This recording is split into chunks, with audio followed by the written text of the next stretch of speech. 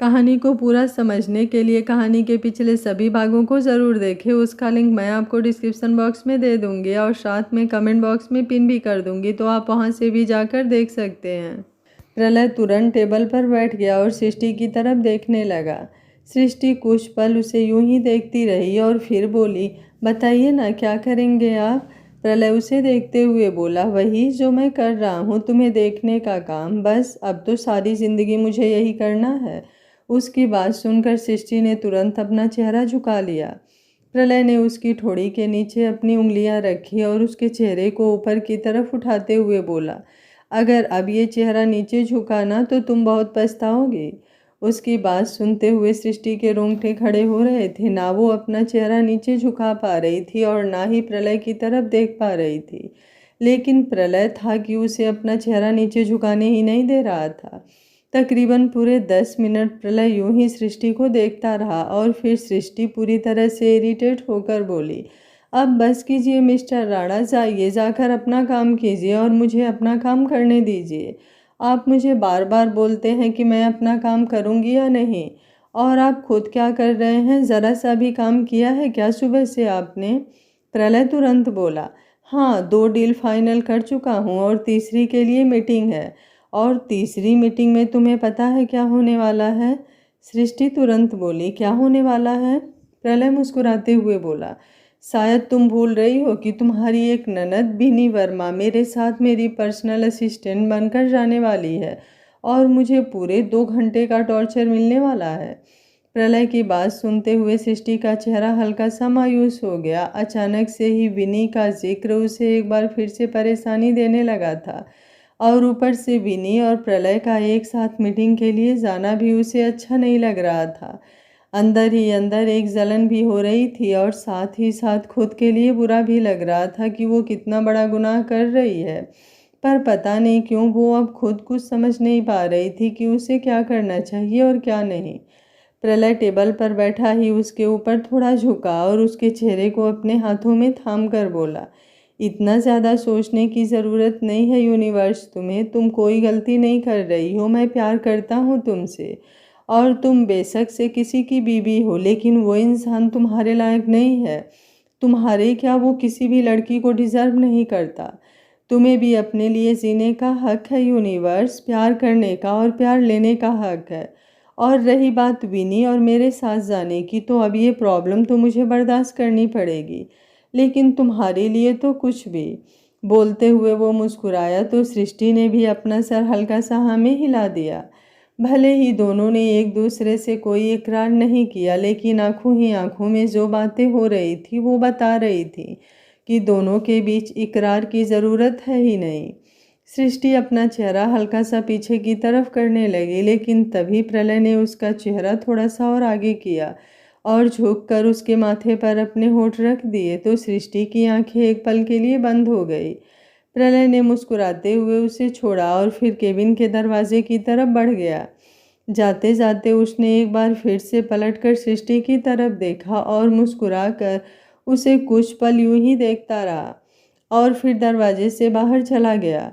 तो उसके जाने के बाद सृष्टि का चेहरा एकदम से खिल गया। वो मुस्कुराहट जो वो प्रलय से छुपाने की कोशिश कर रही थी, क्योंकि खुद ही खुद में गिल्टी फील हो रहा था उसे, लेकिन अब वो मुस्कुराहट वो रोक ही नहीं पाई और उसके चेहरे पर प्रलय के प्यार की रंगत साफ दिखाई देने लगी। जैसे ना सिर्फ प्रलय को बल्कि खुद सृष्टि को भी खुद से प्यार हो रहा है। उसकी वो मुस्कुराहट बहुत ही ज़्यादा दिलकश थी और केबिन से बाहर निकलते ही सबसे पहले प्रलय ने अपना फ़ोन ऑन किया और उसमें लगा कैमरा चेक करने लगा। प्रलय ने सबसे पहले सृष्टि के नए केबिन में कैमरे ही लगवाए थे और उनका एक्सेस अपने फ़ोन पर भी लिया था। सृष्टि को देखते हुए वो मुस्कुराया। तभी अचानक से विन्नी उसके सामने आकर खड़ी हुई और बोली, मैं कब से आपको ढूंढ रही थी। वो मुझे आज आपका शेड्यूल पता चला, तो पता चला कि आपको मीटिंग के लिए जाना है। मैं तो कब से आपका वेट कर रही थी, क्या हम मीटिंग के लिए चलें? प्रलय उसकी तरफ देखते हुए बोला, आज तुम्हारा पहला दिन है ना, तो तुम चाहो तो ये मीटिंग ड्रॉप भी कर सकती हो। विनी तुरंत बोली, नहीं नहीं, मैं आपके साथ मीटिंग में चलूंगी। मुझे अच्छा लगेगा अगर मैं अपना काम पूरी ईमानदारी और लगन के साथ करूं। प्रलय उसकी तरफ देखते हुए मन ही मन बोला, मेहनत और लगन, तुम जैसे लोगों को इन शब्दों का मतलब तक नहीं पता होता। बस दूसरों को टॉर्चर करने के अलावा और कुछ आता नहीं। लेकिन आज तुम्हें पता चलेगा कि टॉर्चर होता क्या है। मिस विनी वर्मा, आज तुम्हें पता चलेगा कि जब किसी के जिस्म को दर्द दिया जाता है तो वो दर्द खुद को मिलने पर महसूस कैसा होता है। ये बोलते हुए प्रलय के चेहरे पर डेविल एक्सप्रेशन थे। वहीं दूसरी तरफ सृष्टि अपने केबिन में बैठी अपना काम कर रही थी। तभी टेबल पर रखा हुआ उसका फ़ोन बजा। उसने मुस्कुराते हुए उसके फ़ोन की तरफ देखा। उसे लगा शायद प्रलय का फ़ोन होगा, लेकिन जब उसने प्रलय के नंबर की जगह मानव का नंबर देखा तो उसके चेहरे पर मायूसी झलक गई और साथ ही साथ वो हल्का हल्का कांपने लगी। उसे डर लगने लगा था कि कहीं मानव को उसके और प्रलय के बारे में पता तो नहीं चल गया। अपने चेहरे का पसीना साफ करते हुए उसने कॉल रिसीव किया तो सामने से मानव की आवाज़ आई, कितनी बेशर्म हो ना तुम, आखिर मेरे जाने का पूरा पूरा फायदा उठा ही लिया तुमने, वो कर ही लिया जो तुम करना चाहती थी। उसकी बात सुनकर सृष्टि एकदम हैरान रह गई और डर से उसकी हालत और भी ज़्यादा बुरी होने लगी। वो डर से कांपते हुए बोली, कैसी कैसी बातें कर रहे हैं आप, मैंने क्या किया है। मानो गुस्से से बोला, अब मेरे सामने भोली भाली तो ऐसी बन रही हो जैसे तुम्हें कुछ पता ही नहीं कि तुम क्या कर रही हो। मेरे सामने इतना शरीफ बनने की ज़रूरत नहीं है। बहुत अच्छी तरह से जानता हूँ मैं कि ये जो मेरे सामने तुम मासूम बनने का ड्रामा करती हो ना, अंदर से तुम बेहद चतुर चालाक हो और मेरे जाते ही तुमने चालाकी करना शुरू भी कर दिया। मुझे नहीं पता था कि मेरे जाते ही तुम अपने बॉस के साथ रंगरलियां मनाने लगोगी। मानव की बातें सुनकर वो एकदम शॉक्ड रह गई। मानव फिर गुस्से से बोला, मेरे पीछे जो रंगरलियां तुम राणा इंडस्ट्रीज के मालिक के साथ मना रही हो ना, उनके बारे में मुझे सब पता है। सृष्टि कांपती हुई आवाज़ में बोली, आप गलत समझ रहे हैं मानव जी, मैंने कुछ नहीं किया, मेरी कोई गलती नहीं है। ये बोलते हुए उसकी आंखों में नमी तैरने लगी थी। मानव का डर उसके अंदर इस हद तक था कि अब तक जो प्रलय के एहसास उसे प्रोटेक्टिव फील करवा रहे थे वो एक ही बोल में उस पर अपना असर खत्म कर चुके थे। वो एक बार फिर से सिर्फ और सिर्फ मानव के बारे में सोच रही थी। प्रलय का ख्याल भी उसके दिल और दिमाग से उतर गया था। मानव गुस्से से बोला, अच्छा अगर ऐसा कुछ नहीं है तो उसने तुझे 2 लाख रुपए क्यों दिए? क्या तू मुझे पागल समझती है? मैं नहीं जानता कि एक नॉर्मल सी पार्टी ऑर्गेनाइज करने के 2 लाख रुपए कोई बेवकूफ़ ही होगा जो तुझे देगा। उसकी बात सुनकर सृष्टि कुछ पल तो शांत रही। उसे समझ आया कि मानो 2 लाख रुपए पर गुस्सा कर रहा है। वो तुरंत बोली, लेकिन सच में वो पैसे मुझे प्रलय सर ने पार्टी ऑर्गेनाइज करने के लिए ही दिए हैं। मानो गुस्से से भड़कते हुए बोला, मैंने भी बहुत बार अपने बॉस के लिए बहुत सारे काम किए हैं, लेकिन मुझे तो उसने इतने पैसे कभी नहीं दिए। सच सच बता, आखिर क्या कर रही है तू? कहीं उसे अपने जाल में तो नहीं फंसा रही? और तेरी हिम्मत भी कैसे हुई वो 2 लाख रुपए माँ को देने की? मैंने कहा था ना तुझे कि तुझे जो भी ऑफिस से पैसे मिले वो तू सिर्फ और सिर्फ मुझे देगी। सृष्टि डर से कांपते हुए बोली, पर आप घर पर नहीं थे तो वो माँ जी ने ले लिए। मानो तुरंत बोला, तेरे कहने का क्या मतलब है कि माँ ने तुझसे ज़बरदस्ती वो पैसे लिए? तू मुझे माँ के खिलाफ भड़का रही है। सृष्टि जल्दी से बोली, नहीं ऐसा बिल्कुल भी नहीं है, मैं तो बस इतना कह रही हूँ कि वो पैसे माँ जी ने ले लिए क्योंकि उन्हें ज़रूरत थी। आइंदा मुझे जो भी पैसे मिलेंगे वो मैं आपको ही दूंगी। मानो अब थोड़ा शांत होकर बोला, ठीक है, लेकिन अगर मुझे पता लगा कि तूने कोई फालतू हरकत की है तो तू जानती है मुझसे बुरा कोई नहीं होगा। सृष्टि सहमी हुई बोली, आप फिक्र मत कीजिए मानो जी, मैं ऐसा कुछ नहीं करूँगी जिससे आपका नाम खराब हो। मैं आपसे बहुत प्यार करती हूँ, मैं आपको कभी नहीं छोड़ूंगी। आप मेरे पति हैं, मेरे लिए आप मेरे भगवान हैं। अभी वो बोल ही रही थी कि मानो सामने से इरिटेट होते हुए बोला, बस बस, तेरी ये बकवास सुनने के लिए फ़ोन नहीं किया है मैंने। और एक बात मेरी कान खोलकर सुन ले, ज़्यादा कुछ करने की ज़रूरत नहीं है, लेकिन अपने मालिक को थोड़ा खुश करती रहा कर। तू समझ रही है ना मेरी बात, मैं क्या कह रहा हूँ? मानव की बात सुनते हुए सृष्टि को सच में कुछ समझ नहीं आ रहा था कि आखिर मानव क्या कह रहा है, लेकिन फिर भी वो जल्दी से बोली, हाँ हाँ मानो जी, मैं समझ गई आपकी बात।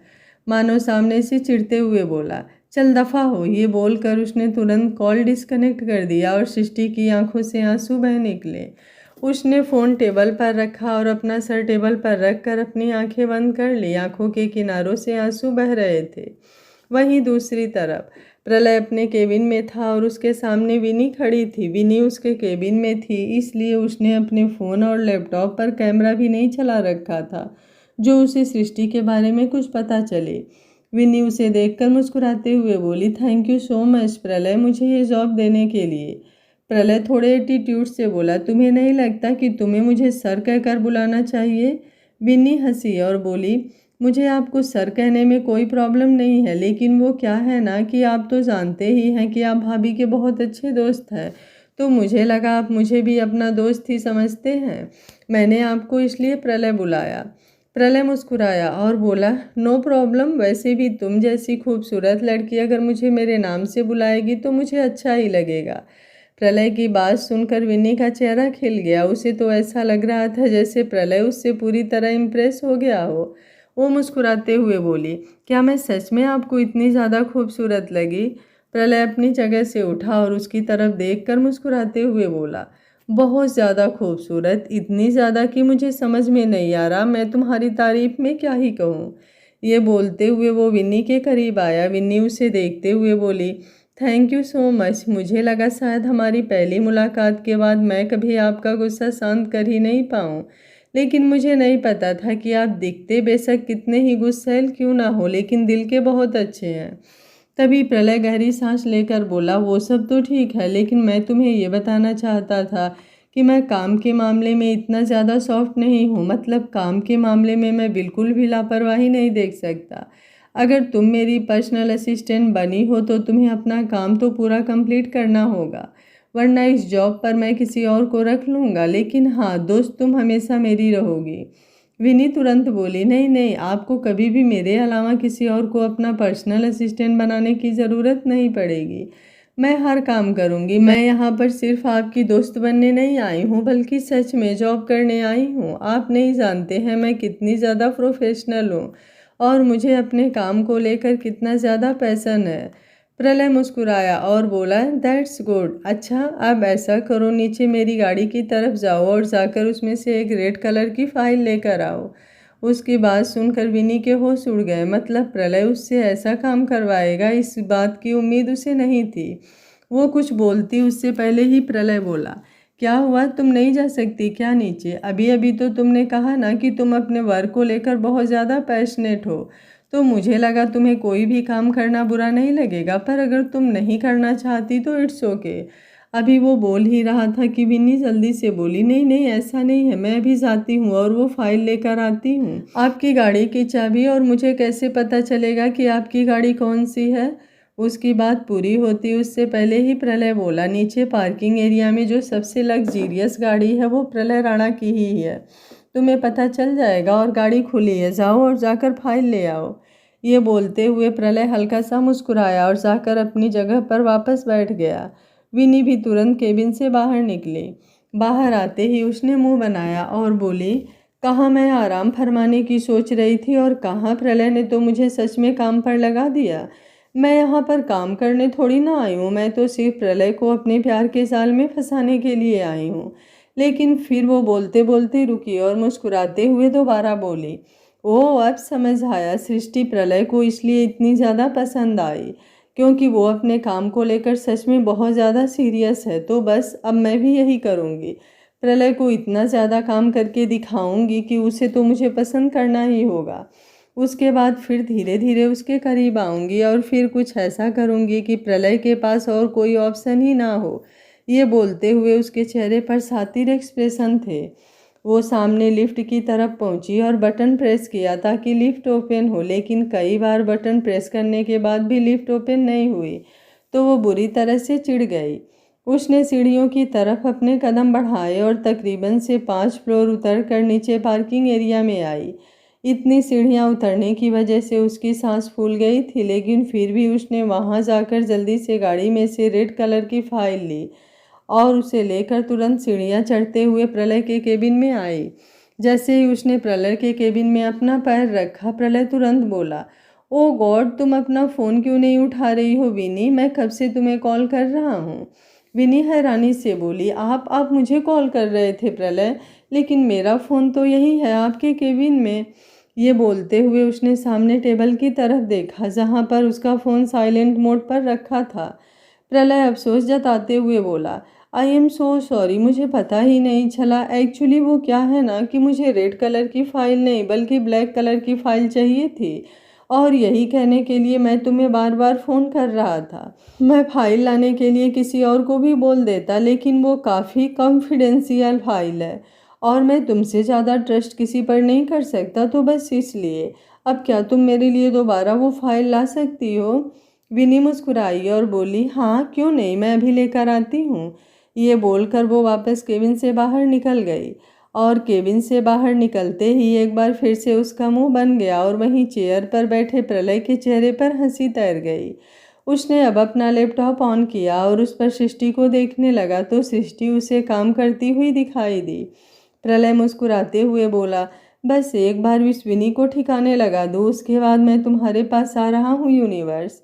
ये बोलते हुए उसके चेहरे की मुस्कुराहट और भी ज़्यादा लंबी हो गई थी। वहीं दूसरी तरफ राणा मेंशन में ईरा नताशा के कमरे में थी और उसे गुस्से से घूर रही थी। नताशा हंसी और बोली, मुझे ऐसे घूरने से कुछ नहीं होगा, आखिर मुझे प्रॉब्लम तो बताओ ना कि प्रॉब्लम क्या है, तभी तो मैं कोई सॉल्यूशन निकालूंगी ना। ईरा फ्रस्ट्रेट होते हुए बोली, प्रॉब्लम है तुम्हारा भाईयो, उसके भाव इतने ज़्यादा बढ़े हुए हैं कि वो मुझसे बात करना तो दूर मेरी बात सुनता तक नहीं है। तुम्हें पता है उसने कल मुझे अपने कमरे से बाहर निकाल दिया। इट वॉज सो इरिटेटिंग, मुझे बहुत गुस्सा आया तुम्हारे भाइयों पर।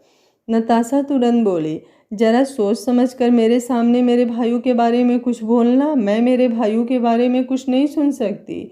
ईरा मुंह बनाते हुए बोली, तो मैं भी तुम्हारे भाइयों के लिए कुछ बोलना नहीं चाहती, लेकिन तुम जानती हो ना मैं उसे कितना पसंद करती हूँ। अगर ऐसे ही चलता रहा तो हम दोनों के बीच कब कुछ होगा। आई मीन उसकी तरफ से तो मुझे कोई रिस्पॉन्स मिल ही नहीं रहा। उसकी बात सुनकर नताशा कुछ सोचने लगी। ईरा फ्रस्ट्रेट होते हुए बोली, अब क्या सोच रही हो? नताशा मुस्कुराई और बोली, यही कि मैं तुम्हारे और अपने भाइयों के बीच दोस्ती कैसे करवाऊं, क्योंकि प्यार की शुरुआत होती है दोस्ती से, और अगर एक बार तुम मेरे भाइयों की दोस्त बन गई ना, आई एम डैम श्योर उन्हें तुमसे प्यार हो ही जाएगा। उसकी बात सुनकर ईरा सवालिया नज़रों से उसे देखने लगी तो नताशा अचानक से बोली, आइडिया मिल गया। ईरा तुरंत बोली, क्या आइडिया मिला है, मुझे भी बताओ।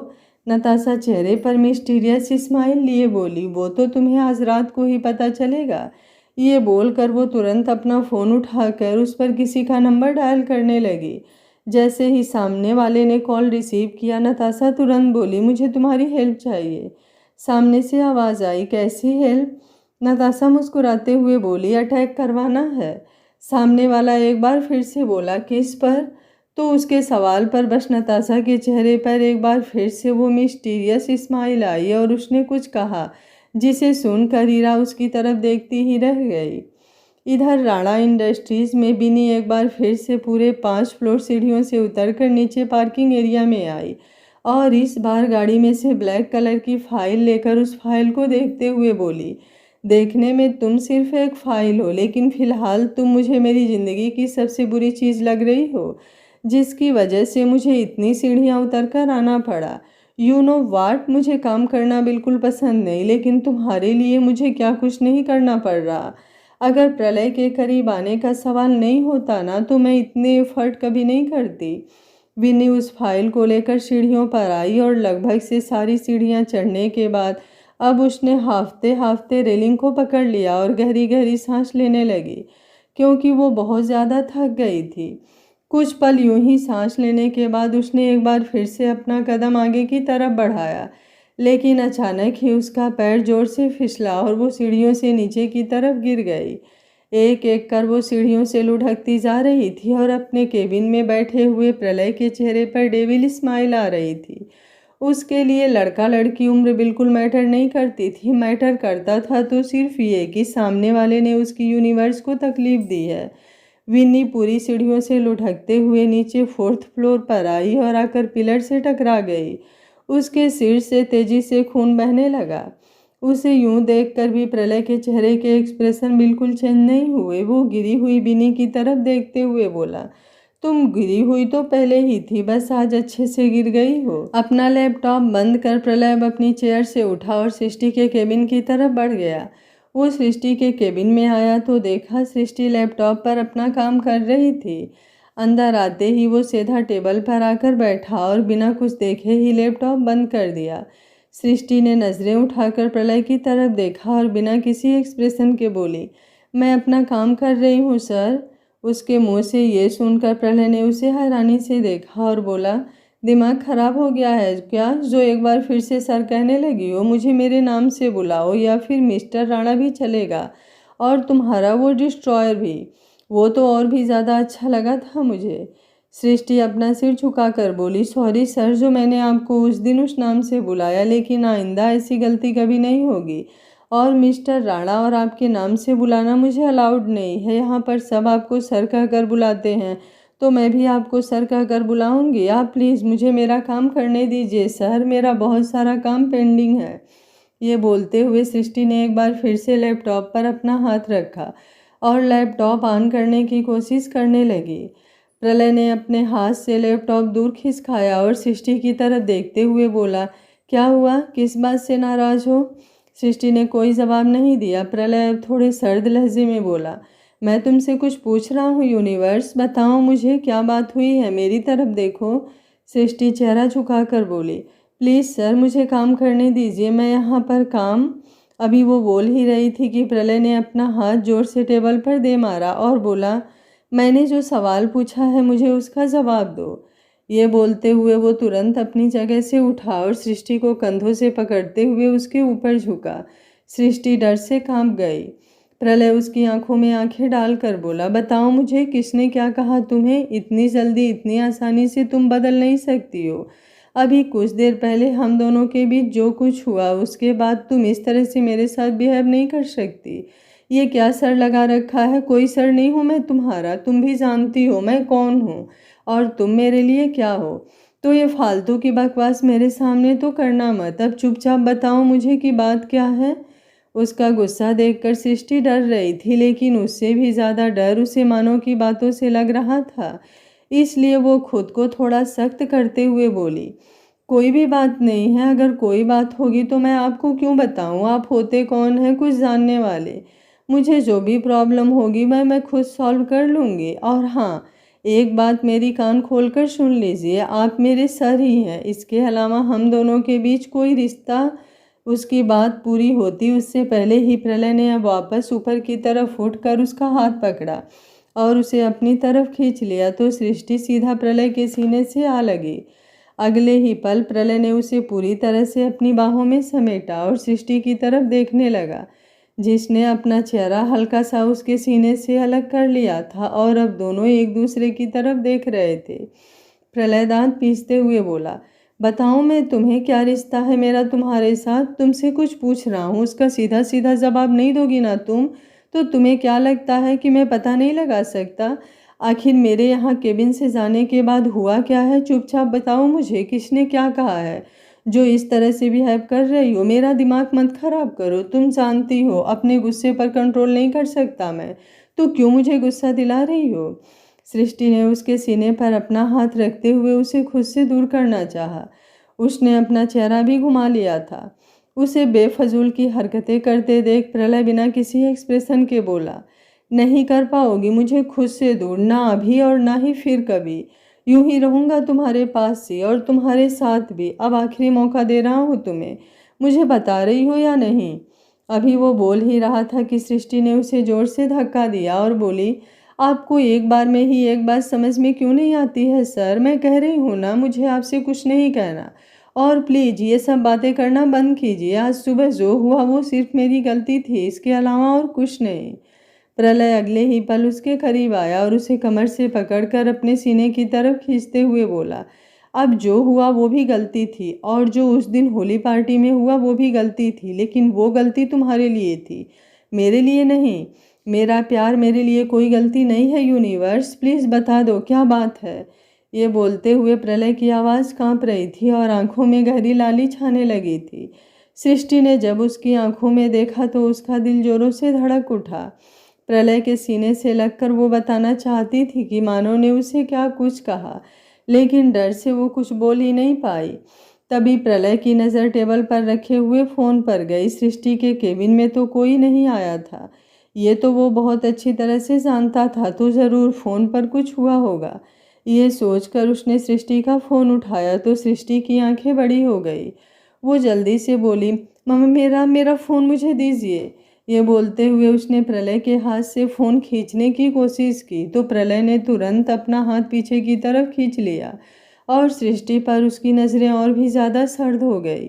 सृष्टि तुरंत बोली, मेरे फ़ोन में कुछ भी नहीं है, मुझे किसी का फ़ोन नहीं आया, मुझे किसी ने कुछ नहीं कहा, प्लीज़ मुझे मेरा फ़ोन वापस दे दीजिए ना। ये बोलते हुए उसकी आंखों से आंसू गिरने लगे। प्रलय ने सृष्टि से अपना हाथ छुड़ाया और सृष्टि के फ़ोन को चेक करने लगा तो सबसे ऊपर कॉल मानव की ही थी, जिसे देखते ही उसका दिमाग घूम गया। इसके अलावा उसे और कुछ जानने की ज़रूरत ही नहीं थी। उसका हाथ हल्का हल्का कांपने लगा था और नज़रें सृष्टि पर थी, जो डरी सहमी अपनी जगह पर खड़ी थी। वो कुछ बोलती उससे पहले ही प्रलय ने जोर से उसका फ़ोन नीचे ज़मीन पर फेंका और अगले ही पल सृष्टि का हाथ पकड़कर उसे पीछे दीवार पर लगाया और खुद भी अपने दोनों हाथ दीवार पर रख कर उसके ऊपर झुक गया। सृष्टि की सांसें हलक में अटक गई। प्रलय उसकी आंखों में आंखें डालकर बोला, तो इसलिए मुझे खुद से दूर जाने के लिए कह रही थी? मानव का कॉल आया था, क्या कहा उसने? इतना तो जानता हूँ, कुछ ढंग का तो बोला नहीं होगा, वो ज़रूर बकवास की होगी और वो बकवास क्या होगी वो अब मुझे जानने की ज़रूरत ही नहीं है। लेकिन एक बात तुम मेरी कान खोलकर सुन लो यूनिवर्स। ये बोलते हुए उसने सृष्टि का चेहरा अपने हाथों में थाम लिया। सृष्टि एकटक प्रलय की तरफ देखने लगी। प्रलय उसे देखते हुए बोला, मेरा प्यार कोई कॉफ़ी नहीं है जो तुम्हारा मूड हुआ तो तुमने पी लिया और तुम्हारा मूड हुआ तो तुमने छोड़ दिया। मैं पागल हो जाऊंगा अगर तुमने मेरे साथ इस तरह की कोई हरकत की तो। और एक बार फिर से तुम्हें बता रहा हूँ कि मेरा पागलपन तुम संभाल नहीं पाओगी सृष्टि। उसके मुंह से अपना नाम सुनकर सृष्टि का दिल एक बार फिर से कांप उठा। शायद उसने पहले बार प्रलय के मुंह से अपना नाम सुना होगा। वो प्रलय की तरफ देखती ही रही और उसकी सांसें गहरी होती रही। प्रलय ने उसके माथे से अपना माथा लगाया और अपनी आंखें बंद करके बोला, तुम्हें क्या लगता है वो मानो तुम्हें जो बोल रहा है, तुम्हें जो धमकियां दे रहा है, तुम्हें डांट रहा है या फिर तुम्हारे सामने बकवास कर रहा है, उससे मुझे कोई फ़र्क पड़ेगा? बिल्कुल भी नहीं। उसे मैं इंसानों की कैटेगरी में नहीं लेता और मैं तो वो इंसान हूँ जिसे किसी इंसान से भी फ़र्क ना पड़े, तो जानवरों से तो फ़र्क पड़ना ही क्या। और तुम्हें उससे डरने की ज़रूरत नहीं है। तुम्हारा ये प्रलय, तुम्हारा डिस्ट्रॉयर हमेशा तुम्हारे साथ खड़ा है। अगर किसी ने नज़र उठाकर भी तुम्हारी तरफ देखा ना तो तुम्हारी कसम उस इंसान की 7 पुश्तें भी बर्बाद ना कर दूं तो मैं भी प्रलय राणा नहीं। ये बोलकर वो चुप हो गया और यूं ही सृष्टि के माथे से अपना माथा लगाकर खड़ा रहा। सृष्टि की हिम्मत नहीं हो रही थी अब उसे खुद से दूर करने की भी। प्रलय एक बार फिर से बोला, तुम क्यों डर रही हो? क्या तुम्हें मुझ पर यकीन नहीं? ये बोलते हुए उसने वापस अपना चेहरा थोड़ा पीछे की तरफ किया और सृष्टि की तरफ देखने लगा तो सृष्टि ने अपनी आंखें खोली। उसकी आंखें ही कह रही थी उसके दिल का हाल। उसे बताने के लिए प्रलय उससे थोड़ा दूर हुआ और उसकी तरफ अपने हाथ खोल दिए तो सृष्टि तुरंत जाकर उसके सीने से लग गई। उसने प्रलय की पीठ पर अपने हाथ लपेट दिए और बोली, I am so sorry destroyer. आपको पता है मानव ने मुझे बहुत कुछ कहा, उन्होंने धमकी दी और बहुत बहुत सारी गंदी गंदी बातें कही। उन्होंने मुझे जो कुछ कहा वो तो वो हमेशा से कहते आ रहे हैं, लेकिन आज मुझे बहुत अजीब लगा, बहुत गंदा लगा। सृष्टि के आंसू प्रलय के सीने को भिगो रहे थे। प्रलय ने भी उसे कसकर अपनी बाहों में समेट लिया और बोला, तुम क्यों टेंशन ले रही हो बच्चा? क्या मैं तुम्हारे साथ नहीं हूँ? क्या तुम्हें मुझ पर इतना भी यकीन नहीं कि मैं तुम्हें संभाल सकता हूँ? उस मानव को बस भूल जाओ, तुम्हें उसके बारे में कुछ सोचने की ज़रूरत ही नहीं है। मैं हूं ना तुम्हारे साथ, आई प्रॉमिस। मैं कभी तुम्हें एक खरोच भी नहीं आने दूंगा। और अब बस बहुत हुआ, अब तुम मेरे साथ रहोगी, मैं तुम्हें वापस बर्मा हाउस नहीं जाने दूंगा। उसकी बातें सुनकर सृष्टि प्रलय से तुरंत अलग हुई और हैरानी से उसकी तरफ देखने लगी। प्रलय ने उसका चेहरा अपने हाथों में थामा और बोला, ना मैं अब तुमसे दूर रह सकता हूँ और ना ही तुम्हें उस नर्क में रहने दे सकता हूँ। इसलिए मैंने डिसाइड कर लिया है कि आज से तुम बर्मा हाउस नहीं, मेरे साथ रावत मेंशन में रहोगी। डिवोर्स हो जाएगा, सिर्फ तुम्हारे साइन चाहिए और कुछ भी नहीं, बाकी सब तुम मुझ पर छोड़ दो। सृष्टि चुपचाप उसकी बातें सुन रही थी। उसे कुछ समझ ही नहीं आ रहा था वो प्रलय से क्या कहे।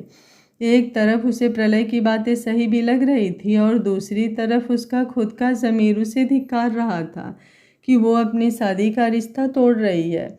वो शादी जो उसके लिए सब कुछ थी, वो शादी जिसे करते वक्त उसने कस्में खाई थी कि वो जीते जी कभी मानव का साथ नहीं छोड़ेगी।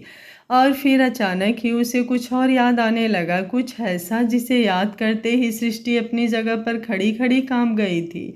तभी अचानक से नीचे से जोर जोर से आवाज़ें आने लगी। रागिनी ने केबिन का दरवाज़ा खोला और सृष्टि की तरफ देखते हुए बोली, विनी सीढ़ियों से नीचे गिर गई। लेकिन तभी उसकी नज़र प्रलय पर गई तो वो एकदम चुप हो गई। लेकिन विनी की सीढ़ियों से नीचे गिरने की बात सुनकर सृष्टि की आंखें बड़ी हो गई। वो हैरानी से बोली, क्या? ये बोलते हुए वो तुरंत बाहर की तरफ भागने लगी तो प्रलय ने उसका हाथ पकड़कर उसे रोका और बोला, कहीं जाने की ज़रूरत नहीं है तुम्हें, सीढ़ियों से गिर गई है वो और कुछ नहीं हुआ, उसे चोट लगी है बस थोड़ी सी, उसका इलाज भी हो जाएगा। प्रलय की बात सुनकर अब सृष्टि की हैरानी और भी ज़्यादा बढ़ गई। रागिनी तुरंत वहाँ से चली गई। सृष्टि प्रलय की तरफ सवालिया नज़रों से देखते हुए बोली, आपको पता था विनी के बारे में, कहीं आपने तो नहीं? प्रलय बिना किसी एक्सप्रेशन के बोला, झूठ नहीं बोल सकता मैं तुम्हें, इसलिए बोलूँगा भी नहीं। हाँ, मेरी वजह से गिर गई वो। ये बोलते हुए वो एकदम बेफिक्र नजर आ रहा था और सृष्टि का हाथ ये सुनते ही उसके हाथ से छूट गया। वो गुस्से से बोली, ये क्या किया आपने? प्रलय तुरंत बोला, क्या किया? ऐसा कुछ भी नहीं किया जिस पर तुम ये रिएक्शन दे रही हो। वो इसी के लायक थी। तुम्हें क्या लगता है मुझे नहीं पता वो तुम्हारे साथ किस तरह से बिहेव करती है, तुम्हें कितना टॉर्चर कर रही है? सब जानता हूँ मैं, ऐसे लोगों के साथ ऐसा ही होना चाहिए। उसकी बात पूरी होती उससे पहले ही सृष्टि ने उसके करीब आकर उसे गिरेबान से पकड़ा और बोली, कैसे कर सकते हैं आप ये? डिस्ट्रॉयर कैसे कर सकते हैं? अगर कोई मेरे साथ बुरा कर रहा है तो इसका मतलब ये तो नहीं ना कि हम भी उसके साथ बुरा करेंगे। हम होते कौन है किसी को तकलीफ देने वाले? बुरे के साथ बुरा नहीं बना जाता। डिस्ट्रॉयर और विनी छोटी है, उसे इतनी समझ नहीं है। प्रलय उसकी बात बीच में ही काट कर बोला, ओह रियली, वो छोटी है और तुम कुछ ज़्यादा ही बड़ी हो। उम्र जानती हो अपनी कितनी है? सिर्फ 19 साल। और 19 साल की उम्र में क्या कुछ हो रहा है तुम्हारे साथ तुम्हें पता भी है? मेरी एक बात ध्यान से सुनो, तुम हो सकती हो सब कुछ चुपचाप बर्दाश्त करने वाली, लेकिन ये प्रलय राणा नहीं। अगर कोई तुम्हें खरोच भी पहुंचाएगा ना तो उसकी हड्डियां तक नोच लूँगा मैं। ये तो फिर भी एक छोटा सा ट्रेलर था, अभी पूरी पिक्चर तो बाकी है। ये बोलते हुए प्रलय का चेहरा गुस्से से कांप रहा था। मुझे बिनी के पास जाना है, ये बोलकर वो तुरंत केबिन से बाहर निकल गई। प्रलय ने अपने माथे पर हाथ रख लिया। ये बात तो वो बहुत अच्छी तरह से जानता था कि सृष्टि इतनी आसानी से मानने वालों में से नहीं है और ना ही वो किसी को कोई तकलीफ होते हुए देख सकती है। अगर ऐसा होता तो वो कब का उस नर्क से बाहर निकल चुकी होती, लेकिन उसका ये चुप रहना और चुपचाप हर किसी की जाति बर्दाश्त करते रहना ही तो उसकी सबसे बड़ी कमजोरी थी। सृष्टि बाहर की तरफ आई तो बाहर ही उसे सामने सोफे पर लेटी हुई विनी दिखाई दी। उसके आसपास कई एम्प्लॉयज़ खड़े थे। सृष्टि तुरंत उसके पास आई तो देखा कि उसकी सिर से खून बह रहा था। उसके सिर से बहता हुआ खून देखकर सृष्टि के होश उड़ गए। वो तुरंत बिनी के ऊपर झुकी और बोली, तुम ठीक तो हो ना बिनी? प्लीज़ आंखें खोलो, तुम्हें कुछ नहीं होगा।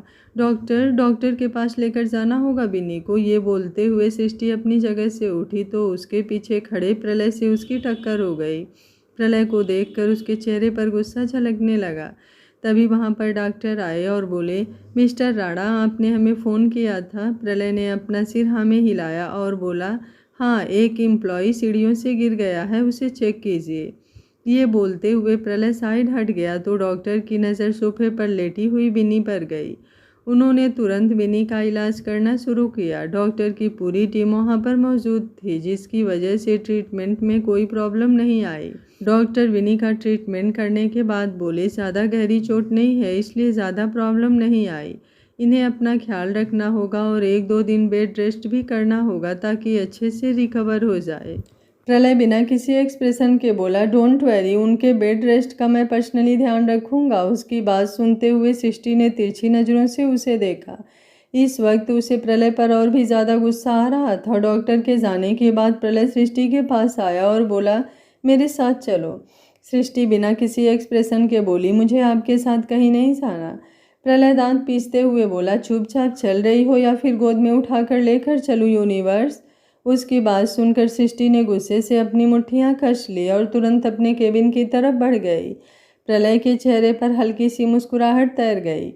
प्रलय भी सृष्टि के केबिन में आया और आकर एकटक उसे देखने लगा। सृष्टि उसकी नज़रों को खुद पर महसूस कर रही थी।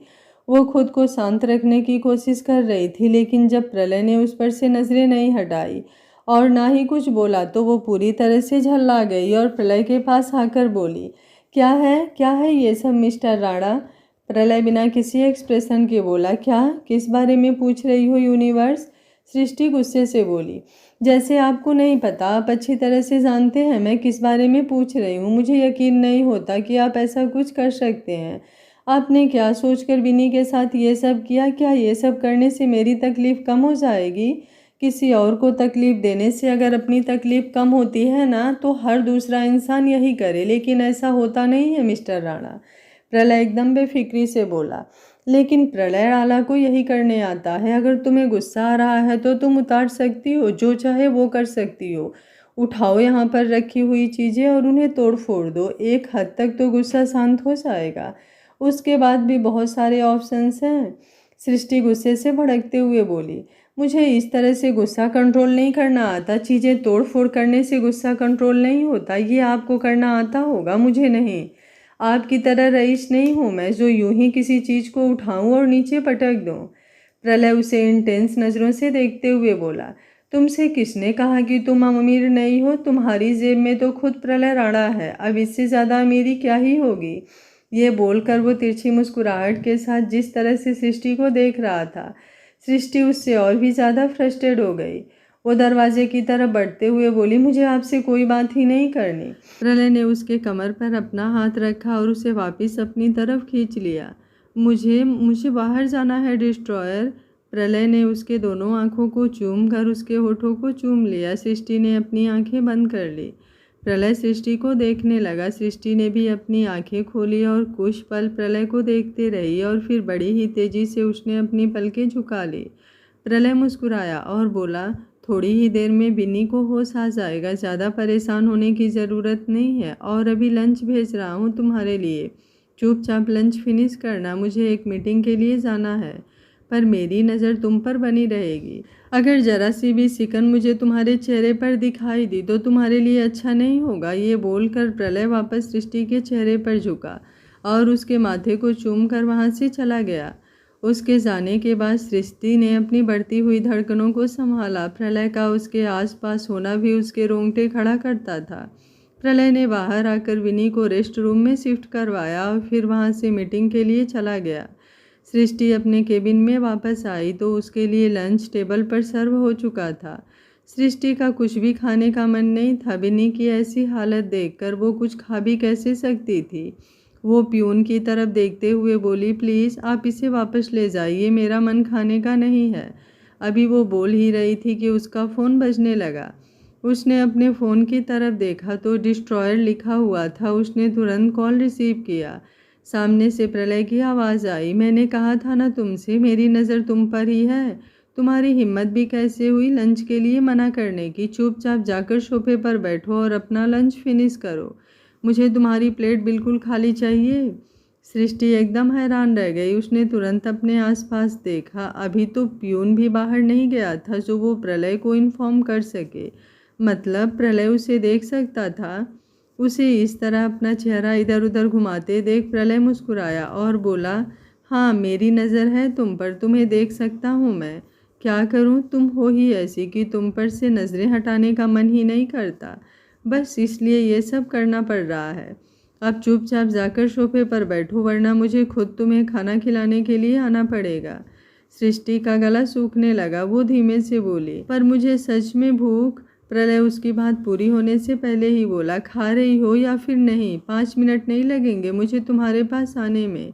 सृष्टि ने तुरंत कॉल डिस्कनेक्ट किया और सामने सोफे की तरफ बढ़ गई। वो चुपचाप बैठकर अब अपना लंच फिनिश कर रही थी और प्रलय के चेहरे पर मुस्कुराहट तैर रही थी। वो अपनी गाड़ी से बाहर निकला। इस वक्त वो होटल आरवी के पार्किंग एरिया में था। वो होटल के अंदर आया और आते ही उस होटल के सबसे लग्जेरियस रूम में चला गया जहां पर उसकी मीटिंग होने वाली थी। वहीं दूसरी तरफ राणा इंडस्ट्रीज। सृष्टि ने अपना लंच फिनिश किया और अपने काम में लग गई। तकरीबन 2 घंटे बाद रागिनी ने आकर उसे बताया कि विनी को होश आ चुका है, तो वो तुरंत अपने केबिन से बाहर निकली और विनी के पास आई। विनी ने जैसे ही सृष्टि को देखा वो गुस्से से उसे देखते हुए बोली, ये सब तुम्हारी वजह से ही हुआ है। ज़रूर तुमसे बर्दाश्त नहीं हुआ होगा कि मैं प्रलय के करीब आ रही हूँ, इसलिए तुमने ये सब करवाया होगा। तुम इतनी गिरी हुई हरकतें करोगी ये मैंने सोचा भी नहीं था। बोलकर विनी तुरंत अपनी जगह से उठी और सृष्टि की तरफ बढ़ गई। वो बेहद ज़्यादा गुस्से में लग रही थी, लेकिन तभी गेस्ट रूम का दरवाज़ा खुला और प्रलय अंदर आते हुए बोला, तुम्हें होश आ गया विनी? तुम सोच नहीं सकती मैं तुम्हारे लिए कितना परेशान हो रहा था। ये बोलते हुए जब प्रलय बिल्कुल विनी के सामने आकर खड़ा हो गया तो विनी ने सृष्टि पर से अपनी नज़रें हटा ली और प्रलय की तरफ देखने लगी। प्रलय की आंखों में अपने लिए फिक्र देखकर वो मुस्कुराई और तुरंत आकर प्रलय के सीने से लग गई। तो प्रलय ने अपने हाथ हल्के से पीछे की तरफ कर लिए। वहीं सृष्टि उन दोनों की तरफ देखती ही रह गई। हालांकि उसे ये सब एहसास पहले कभी नहीं हुए, लेकिन अब उसे अपना दिल जलता हुआ सा महसूस हो रहा था। वो वहाँ से जाने लगी, लेकिन तभी प्रलय ने उसका हाथ पकड़कर उसे रोक लिया और उसे घूरते हुए देखा। तो सृष्टि की आंखों में नमी देखकर वो एकदम हैरान रह गया। उसे बिल्कुल यकीन नहीं हो रहा था कि सिर्फ इतनी सी चीज़ देखकर सृष्टि को इतना इफेक्ट पड़ा होगा। उसने तुरंत विनी के कंधों पर अपने हाथ रखकर उसे खुद से अलग किया और बोला, तुम ठीक हो ना? विनी रोते हुए बोली, आप कहाँ थे प्रलय? मैं कब से आपका इंतज़ार कर रही थी। जब से मुझे होश आ गया मैं तब से बस आपको देखना चाहती थी, लेकिन आप तो थे ही नहीं। प्रलय उसकी तरफ देखते हुए बोला, मैं तुम्हारे पास नहीं था क्योंकि मैं तुम्हारे लिए मन्नत मांगने गया था। वो क्या है ना कि मुझे ऐसा लग रहा है कि तुम्हारी ये हालत मेरी वजह से है। मुझे बहुत अफसोस हो रहा था, इसलिए मैं भगवान से माफ़ी मांगने गया था कि मुझे इस गुनाह की माफ़ी मिल जाए। विनी उसे देखते हुए बोली, सच में मुझे नहीं पता था कि आपके दिल में मेरी इतनी वैल्यू है। तो क्या भगवान ने आपको माफ़ कर दिया? उसकी बात सुनकर प्रलय ने टेढ़ी नज़रों से सृष्टि की तरफ देखा और मुस्कुराते हुए बोला, नहीं, फ़िलहाल मेरे भगवान नाराज़ हैं मुझसे, पर कोई बात नहीं, मैं मना लूँगा उन्हें। मेरा पर्सनल भगवान है वो, उसी की इबादत तो करता हूँ मैं। ये बोलते हुए उसकी आवाज़ में जो गहराई थी उसे महसूस कर सृष्टि का दिल जोरों से धड़क उठा। वो विनी की तरफ देखते हुए बोली, तुम ठीक तो हो ना विनी? विनी मुस्कुराई और बोली, हाँ, अब मैं पूरी तरह से ठीक हूँ। तभी प्रलय विनी की तरफ देखते हुए बोला, घर चलें? विनी हैरानी से बोली, आप मुझे ड्रॉप करने जाएंगे? प्रलय मुस्कुराते हुए बोला, तुम्हारे लिए मैं इतना तो कर ही सकता हूँ, चलो, वैसे भी तुम्हें रेस्ट की ज़रूरत है। विनी ने तुरंत अपना सिर हाँ में हिलाया और आगे की तरफ बढ़ गई। प्रलय सृष्टि की तरफ देखते हुए बोला, आप भी हमारे साथ चलिए ना मिसेस सृष्टि। सृष्टि की आंखें बड़ी हो गई। तभी प्रलय थोड़ा सा उसके करीब आकर बोला, मिसेस सृष्टि राणा। सृष्टि का दिल जोरों से धड़क उठा। विनी प्रलय के साथ पार्किंग एरिया में आई। सृष्टि भी उन दोनों के पीछे पीछे ही थी।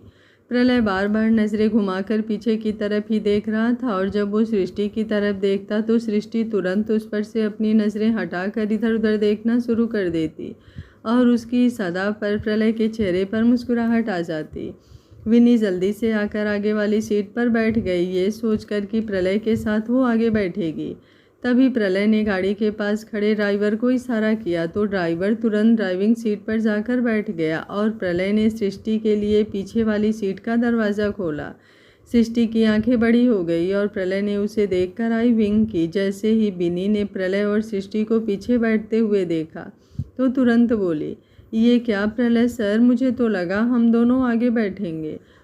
मुझे लगा आप ड्राइव करेंगे। प्रलय मुस्कुराते हुए बोला, वो क्या है ना, आज मेरा ड्राइविंग करने का मन नहीं है, आज मेरा रिलैक्स करने का मन है। ये बोलते हुए प्रलय सीट पर अच्छे से फैल गया और उसने सृष्टि हाथ पर अपना हाथ रख दिया। सृष्टि ने तुरंत उससे अपना हाथ पीछे खींचा। प्रलय ने उसे घूरते हुए देखा। बिनी पीछे की तरफ देखने लगी तो प्रलय ड्राइवर की तरफ देखते हुए बोला, जल्दी से गाड़ी स्टार्ट करो, मुझे विनी को ड्रॉप करने के बाद किसी अर्जेंट मीटिंग में जाना है। वहीं दूसरी तरफ प्रलय बैक सीट पर बैठा सृष्टि के साथ शरारतें कर रहा था। कभी वो उसके पैर के साथ अपना पैर टच करता तो कभी उसके हाथ पर अपना हाथ रखकर उसके हाथ को अपने सीने से लगा लेता। सृष्टि ने रिक्वेस्ट भरी नज़रों से उसे देखा और धीरे धीरे से अपने होठों को खोलकर बोली, छोड़ दीजिए ना प्लीज़। प्रलय ने मुस्कुराते हुए अपने गाल पर टैप किया, जिसका इशारा था कि अगर वो उसके गाल पर छोटी सी किस दे तो वो उसे छोड़ सकता है। सृष्टि ने अपनी आंखें बड़ी करते हुए उसे घूरा। प्रलय अब उसे और भी ज़्यादा परेशान करने लगा। कुछ देर बाद गाड़ी वर्मा हाउस के बाहर रुकी तो प्रलय का चेहरा उतर गया, लेकिन सृष्टि के चेहरे पर हल्की सी मुस्कुराहट आ गई जो प्रलय को चिढ़ा रही थी। प्रलय के अरमान तो अधूरे ही रह गए थे। वो घूरते हुए सृष्टि को देख रहा था कि तभी विनी ने पलटकर पीछे की तरफ देखा और बोली, क्या आप गाड़ी से बाहर आकर मेरी हेल्प करेंगे मुझे अंदर तक जाने में प्लीज़? प्रलय सर। प्रलय तुरंत सृष्टि से थोड़ा पीछे की तरफ हटा और बोला, हाँ हाँ क्यों नहीं, तुम्हारी हेल्प करने के लिए ही तो मैं आया हूँ। ये बोलते हुए वो तुरंत गाड़ी से बाहर निकला और पहले सृष्टि की तरफ आया। उसने सृष्टि की तरफ आकर दरवाज़ा खोला और फिर मुस्कुराते हुए बोला, तुम्हें क्या लगता है कि तुम बच गई हो मुझसे? नो यूनिवर्स, तुम जानती हो जो मुझे चाहिए होता है वो तो मैं किसी भी तरह हासिल करके ही रहता हूँ। जिद तो जिद है और जिद तो प्रलय राणा की पूरी होकर ही रहेगी। उसकी बात सुनकर सृष्टि उसकी तरफ देखती ही रह गई और प्रलय अब तुरंत विनी की तरफ आया। उसने विनी को गाड़ी से बाहर निकालने में हेल्प की और फिर उसे लेकर घर के अंदर तक आया। संतोष जी जल्दी से विनी के पास आई और परेशानी भरी आवाज़ में बोली, ये क्या हुआ तुम्हें? ये सिर पर इतनी चोट? विनी जो प्रलय के कंधे के सहारे चल रही थी वो संतोष जी की तरफ देखती हुई बोली, कुछ नहीं माँ, बस ऑफिस में चोट लग गई। बहुत गहरी चोट आई है, बहुत सारा खून भी बह रहा था, मुझे थकावट भी बहुत लग रही है और बहुत दर्द भी हो रहा है। तभी प्रलय तुरंत बोला, हाँ मैं भी आपको ये बताने वाला था आंटी, और मुझे लगता है अब विनी को कुछ दिन बेड रेस्ट की ज़रूरत है। अब विनी थोड़े दिन ऑफिस नहीं आएगी। अभी वो बोल ही रही थी कि विनी तुरंत बोली, क्यों मैं क्यों नहीं ऑफिस आऊँगी? ये चोट तो बिल्कुल मामूली सी है, मुझे बिल्कुल दर्द नहीं हो रहा, मैं कल ऑफिस ज़रूर आऊँगी। आपको पता है ना प्रलय सर, मैं अपने काम के लिए कितनी सीरियस हूँ। मैं एक भी दिन ऑफिस आए बिना नहीं रह सकती। सृष्टि विनी को घूरते हुए देख रही थी पर वो पीछे खड़ी थी इसलिए किसी को कुछ दिखाई नहीं दे रहा था। संतोष जी मुस्कुराई और बोली, कितनी समझदार है मेरी बेटी, इतनी चोट लगी है लेकिन फिर भी काम की परवाह है। ऐसी लड़की आपको कहाँ ही मिलेगी प्रलय जी। प्रलय मुस्कुराया और बोला, हाँ सही कहा आपने, ऐसी लड़की कहाँ ही मिलेगी मुझे। ये बोलते हुए उसने सामने लगे आईने की तरफ देखा जहाँ से सृष्टि दिखाई दे रही थी और सृष्टि ने भी इस वक्त आईने की तरफ देखा तो नज़रें प्रलय से जा टकराई। वो तुरंत अपनी नज़रें झुकाते हुए अपने कमरे की तरफ बढ़ गई। संतोष जी प्रलय की तरफ देखते हुए बोले, आप यहाँ पर क्यों खड़े हैं? आइए ना अंदर आइए, मैं अभी आपके लिए चाय बनाती हूँ। ये बोलकर उन्होंने सृष्टि को आवाज़ लगाई, सृष्टि। लेकिन सृष्टि अंदर से कुछ बोलती उससे पहले ही प्रलय बोला, नहीं मैं चाय नहीं पीता और इस वक्त तो मुझे कुछ भी खाने पीने का मन नहीं है, लेकिन फिर कभी ज़रूर आपके साथ बैठकर चाय पी लूँगा। अब चलता हूँ। ये बोलकर उसने अपने हाथ जोड़े और मुस्कुराते हुए वहाँ से चला गया। उसके जाने के बाद संतोष जी विनी की तरफ देखते हुए बोले, कितना अच्छा है ना ये लड़का। तो बात कहाँ तक आगे बढ़ी? विनी मुँह फुलाते हुए बोली, बात कहाँ तक आगे बढ़ती, उससे पहले तो मेरा सर फूट गया। ये बोलते हुए वो अपने कमरे की तरफ बढ़ गई। वहीं दूसरी तरफ सृष्टि अपने कमरे में आई और आते ही वॉशरूम में चली गई। वॉशरूम में उसने कपड़े चेंज किए और फिर बाहर आई। उसके हाथ में टॉवल था जिससे वो अपना चेहरा पोंछ रही थी। तभी उसकी नज़र आईने के पास खड़े हुए प्रलय पर गई, जो आईने में अपने बाल सेट कर रहा था। उसे देखकर सृष्टि की आंखें बड़ी हो गई। उसने तुरंत दरवाजे की तरफ चेक किया तो दरवाजे पर छिटकनी लगी देख उसने राहत की सांस ली। वो तुरंत प्रलय के पास आई और बोली, आप बार बार मुझे हार्ट अटैक क्यों देते हैं? मैंने दरवाज़ा बंद किया था तो आप एक बार फिर से बालकनी से अंदर आए क्या? किसी ने अगर आपको अंदर आते हुए देखा होगा तो, और आपको अंदर आने की ज़रूरत ही क्या थी, अभी कुछ देर पहले तो आपके साथ ही थी ना मैं। प्रलय मुस्कुराया और बोला, तुम मेरे साथ थी, लेकिन तुम ये भूल रही हो कि हमारा एक हिसाब किताब बाकी है। सृष्टि हैरानी से बोली, कैसा हिसाब किताब? ऑफिस का सारा काम तो मैंने कर दिया था, तो किस हिसाब किताब की बात कर रहे हैं आप? प्रलय का मन किया अपना माथा पीट ले, उसे कितनी अनरोमांटिक बीबी मिलने वाली थी, ये सोचकर ही उसका मुंह बन चुका था। उसने सृष्टि को कमर से पकड़ा तो सृष्टि एकदम से कांप उठी। प्रलय उसे लेकर बेड की तरफ आया और खुद बेड पर बैठकर उसे अपने सामने खड़ी कर बोला, तुम भूल रही हो मैंने गाड़ी में तुमसे क्या मांगा था? उसकी बात सुनकर सृष्टि सोचने लगी कि प्रलय ने उससे गाड़ी में क्या मांगा था, तो उसकी आंखें हैरत से फैल गई। तभी प्रलय ने एक बार फिर से अपने गाल पर टैप किया तो सृष्टि तुरंत बोली, जाइए आप यहाँ से, अगर किसी ने आपको देख लिया तो प्रॉब्लम हो जाएगी। और सारा दिन मेरे अलावा आपको कोई काम नहीं है क्या? जाइए, अब आप अपने घर जाइए। ये बोलते हुए सृष्टि वहाँ से आईने की तरफ जाने लगी। तभी एक बार फिर से प्रलय ने उसकी कमर को अपने हाथों से अच्छे से थाम कर उसे अपनी तरफ घुमाया और बोला, तुम्हें लगता है जब तक मेरी जिद पूरी नहीं होती तब तक मैं यहाँ से कहीं जाऊँगा? और यूनिवर्स, मैं अपने घर नहीं हमारे घर जाऊँगा, जहाँ पर तुम भी बहुत जल्दी मेरे साथ जाने वाली हो।